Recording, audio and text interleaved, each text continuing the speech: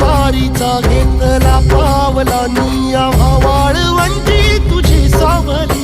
गळा भेट घेण्या भीमेची निघाली तुझ्या नाम घोषात इंद्रायणी